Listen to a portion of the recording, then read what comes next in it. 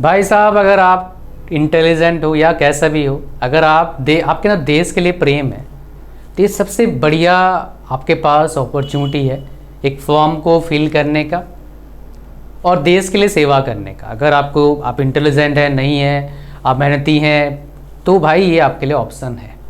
देश प्रेम अगर आपके अंदर है तो ऐसे ही एक कहने का तो नौकरी है, मैं बोलूँगा सेवा है भाई।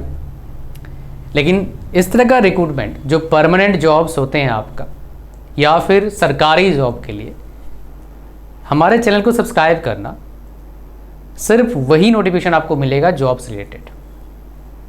कोई भी कॉन्ट्रैक्चुअल टेम्पररी बेसिस जॉब्स मैं वीडियोस नहीं बनाता हूँ। कभी 2-4 साल में अगर ट्रैक देखूंगा 1-2 बार बना दिया होगा, लेकिन बनाता ही नहीं। अब तो मैं छोड़ दिया हूँ, काफ़ी टाइम से बनाया नहीं। तो वीडियो को लाइक कर देना, चैनल पर सब्सक्राइब करना, और अगर आप अपडेट चाहते हैं ऐसे जॉब्स के नोटिफिकेशन के लिए डायरेक्टली आपके टेलीग्राम चैनल पर, आपके अरताई चैनल पर, आपके व्हाट्सएप चैनल पर, सारे का लिंक डिस्क्रिप्शन में। आ जाओ स्टार्ट करते हैं। तो सबसे पहले देखो यहाँ पर, तो इसमें जो है टेक्निकल भी है, नॉन टेक भी है आपका, फ्लाइंग ब्रांच भी है आपका, ग्राउंड ड्यूटी आपका है, और एज वेल एज एनसीसी का स्पेशल एंट्री भी मिल रहा है। 10% इसमें क्या है आपका, जो मेरे को याद आ रहा है, इसमें आपका 10% कोटा है। स्टार्टिंग डेट कब है? 17 नवंबर। ध्यान दीजिएगा, 14 दिसंबर 11:30 लास्ट है। फॉर्म कहाँ भरेंगे? appcat.edcil.co.in, ये आपको फॉर्म भरना है। ठीक है, आ जाओ आगे बढ़ते हैं हमारे पास। तो अगर आप देखेंगे यहाँ पर नंबर ऑफ पोस्टें बता रखा है, कितने हमारे पास है सबका अलग। फ्लाइंग का आपका कितना है? मेन के लिए जो लड़के हैं 34 है, वुमेन के लिए 4 है, ग्राउंड में 220 है ग्राउंड ड्यूटी के लिए। ये फिर हमारे पास 110 है, 220, 110 नहीं, ये हाँ, ये टोटल कितना आ गया हमारे पास? ये काउंट कर लो भाई साहब, 3 3 100 23 9 3 38 09, ये देख लेना, ये अलग है नंबर है भाई। फिर यहाँ पर कितना आपके पास है? ग्राउंड ड्यूटी नॉन टेक्निकल है, कितना हमारे पास है भाई साहब? 31 है, 48 है, 09 08 02 01 and 05 12 02 02 02 02। 10% seats out of CDSC vacancies for PC and 10% seats out of APCAT vacancies for SSC। ये आप ध्यान दीजिएगा। ये जो है परमानेंट कमीशन भी है, शॉर्ट सर्विस कमीशन भी है। लड़के लड़कियां दोनों क्या है यहाँ पर एलिजिबल है। अगर नेशनलिटी की बात करूंगा, सिर्फ इंडियन सिटीजन ही क्या है एलिजिबल है अप्लाई करने के लिए और जॉब लेने के लिए। एज जो होगा आपका फ्लाइंग ब्रांच के लिए होगा 20 से 24 साल, ये आप डेट देख सकते हैं। और आपका ग्राउंड ड्यूटी के लिए होगा 20 से 26 साल, ये आप क्या देख सकते हो? डेट देख सकते हो। मैरिटल स्टेटस काफ़ी इंपॉर्टेंट रोल प्ले करता है भाई साहब। अनमेरिड हो तभी फॉर्म भरना, नहीं तो मत भरना, कोई फ़ायदा नहीं मिलेगा। ठीक है जी।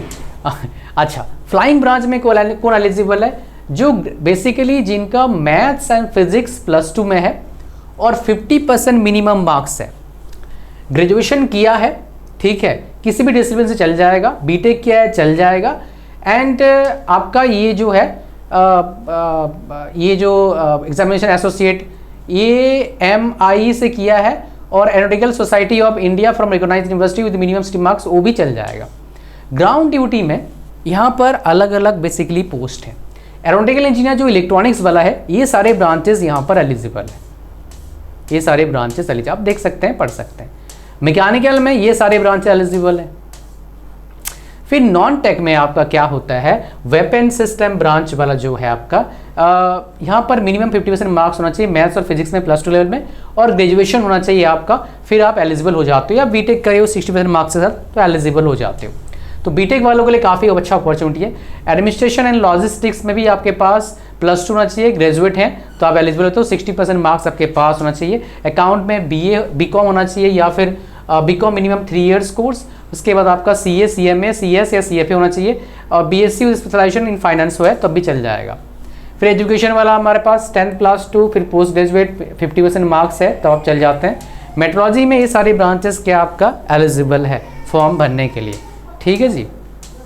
अब देखो इंपॉर्टेंट बात क्या है ना, ध्यान देना भाई, यहाँ पर जो इम्पोर्टेंट बात है मैं आपको बताऊंगा। जो अच्छा, फॉर्म भरने का पैसा लगता नहीं, तो मेरे को पता है, ये डिफेंस में पैसा लगता नहीं है किसी में भी, ठीक है। और इसमें काफ़ी सारे अच्छे बेसिकली मतलब मेरे पास लोगों ने मेरे को बोला इसके बारे में, सर फॉर्म वीडियो बनाओ एपकेट के बारे में, CDS के बारे में, मेरे को जानना है इसमें डिटेल में, इसलिए मेरे को काफ़ी अच्छा लगता है वीडियोज़ बनाना इन चीज़ों पर।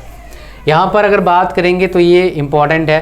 तो हाँ, एग्ज़ामिनेशन फ़ी जो आपका है, एग्ज़ामिनेशन फ़ी है भाई यहाँ पर, तो यहाँ पर एग्ज़ाम फ़ी एपकेट शायद वो TC में देखा था फीस नहीं लगता है। यहाँ पर कितना है, after filling application the examination fee 550 रुपया लगेगा प्लस GST, ये आपका लगेगा बेसिकली एप्लीकेशन फ़ी, ठीक है। 550 रुपये, मैं गलती से शायद मैं किसी से मिक्स कर दिया होगा, ठीक है। ओके जी, सो हमारे पास नेक्स्ट क्या आता है, नेक्स्ट चलते हैं जो हमारे लिए इम्पॉर्टेंट है जानना। ये इतना इम्पॉर्टेंट नहीं है भाई, है ना। ये देखिए NCC वालों के लिए बता रहा क्या स्टैंडर्ड होगा, ठीक है। और ये बेसिकली आपका एग्जामिनेशन कब होगा, 31 जनवरी 2026, और पेपर होंगे एपकेट के कितना, 100 क्वेश्चंस, 300 मार्क्स, एक क्वेश्चन 3 नंबर का, नेगेटिव मार्किंग क्या हो जाएगा, 1/3, 3 marks will be avoided and 1/3 negative marking गलत क्वेश्चन करते हो तो। क्या रहेगा, जनरल अवेयरनेस रहेगा, इंग्लिश रहेगा, रीजनिंग रहेगा एंड एप्टीट्यूड रहेगा आपका इसमें, ठीक है। और मैं आपको सिलेबस दिखा देता हूँ, let me share the syllabus. English का सिलेबस आपके पास है, जनरल अवेयरनेस का है, न्यूमेरिकल एबिलिटी का सिलेबस है, reasoning and military aptitude test ये आपके पास आ गया, ठीक है। वर्बल नॉन वर्बल रीजनिंग रहेगा इसके लिए। फिर आपका प्रैक्टिस टेस्ट आप यहाँ पर जाके देख सकते हैं, कोई अगर प्रैक्टिस करना चाहे इस वेबसाइट पर जाके आप देख सकते हो प्रैक्टिस कैसे क्वेश्चन आता है, आप प्रैक्टिस भी कर सकते हो, ठीक है। तो एग्ज़ाम वाला डेट आपको बता दिया मैंने। फिर एक चीज़ मुझे बताना है कहाँ पर एग्जामिनेशन सेंटर होगा। ये सारे जगह पर आपके एग्जामिनेशन सेंटर है जो मैं आपको बता रहा हूँ, ये सारे एग्जामिनेशन सेंटर है। आप इन पे जाके क्या कर सकते हैं, आप इन्हीं के ही फॉर्म भरेंगे और पेपर देंगे। इसमें कुछ मेरे को लगता नहीं और इम्पॉर्टेंट यहाँ पर है जो आपके लिए इतना ज़्यादा मतलब ये करेगा। ये सारे बेसिकली क्या ना, इसमें होता है आपका एक चीज़ होता है आपका, क्या होता है भाई, इसमें होता है आपका मेडिकल स्टैंडर्ड, काफ़ी इंपॉर्टेंट रहता है। तो अगर आपके मेडिकल इशूज़ हैं पहले से, तो मेडिकल स्टैंडर्ड चेक कर लेना आप फिट हो या नहीं।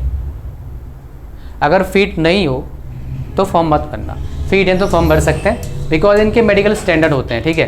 एज वेल एज काफ़ी से स्टैंडर्ड्स हैं, इनको सारा बताना चाहूँगा, बहुत टाइम लग जाएगा, बट मोटा मोटा जो इम्पोर्टेंट है मैंने आपको बता दिया है। क्या बेसिकली आपके लिए इम्पोर्टेंट है, यहाँ पर फॉर्म भरना चाहते हैं भर सकते हैं आप।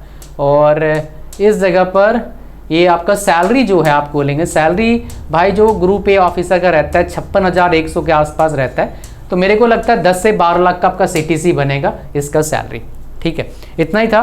और इस तरह का नोटिफिकेशन के लिए चैनल को सब्सक्राइब करना भाई फ्री है। थैंक यू वेरी मच, मिलते हैं नेक्स्ट वीडियो में। God bless you all, bye bye.